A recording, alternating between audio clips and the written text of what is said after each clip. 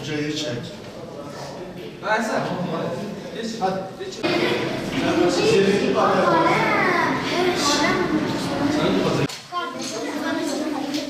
Abi bir şey sorayım.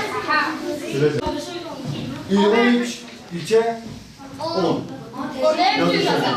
İl 13. İsminizi imzanızı atın. Kitapçık tüyü. Ben birazdan Abi kitapçık ben vereceğim sana size. bilmiyorum. Haber. Ortaya. Ondan sonra 4 ve 5 kategori var ya. Bu baştaki birinci. İşaretleyin. TC kimliğinizi unutmayın. Yol tarihinizi. Sonra telefon numarası. Bunun kodunu boş bırak. Abi 16. kimliğini yazacağım.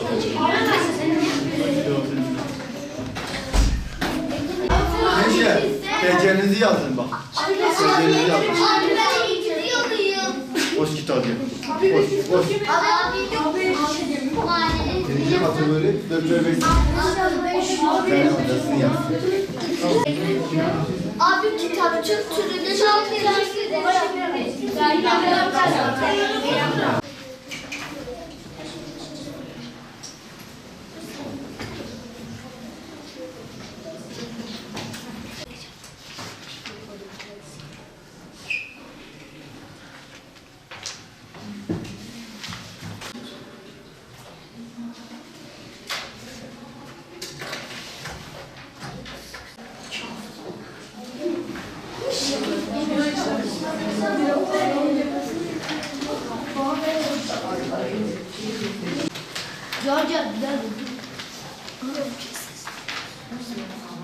Abi bakalım mı kaçıyor?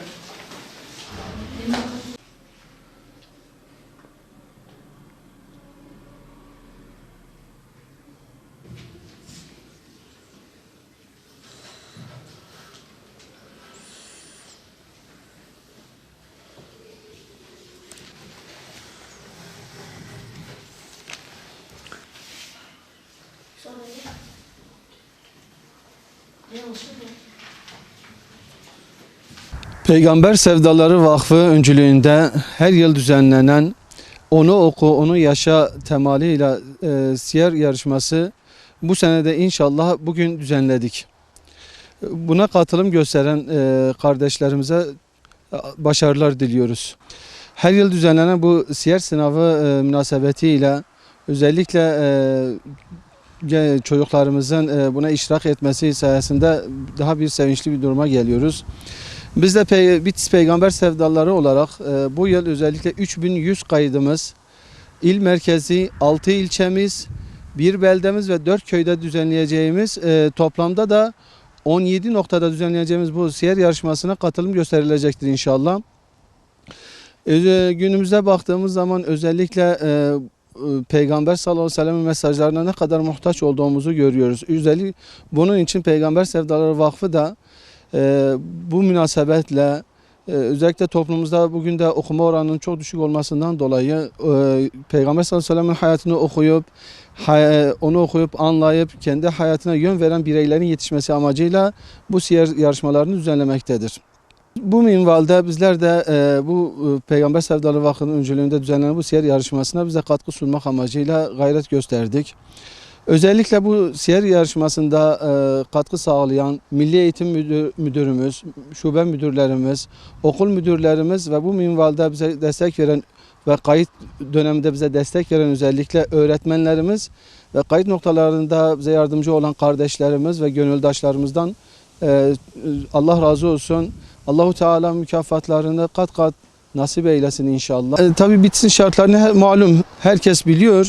Her yılda düzenlediğimiz için bu kış şartları engel değil. Kayıt oranları da önceki yıllara göre elhamdülillah daha da iyi bir durumda. Ve özellikle katılım gösterenler de ortaokul düzeyinde, yani ikinci kategori ve birinci kategori dediğimiz 4-5. sınıflarda katılım oranları daha yüksek.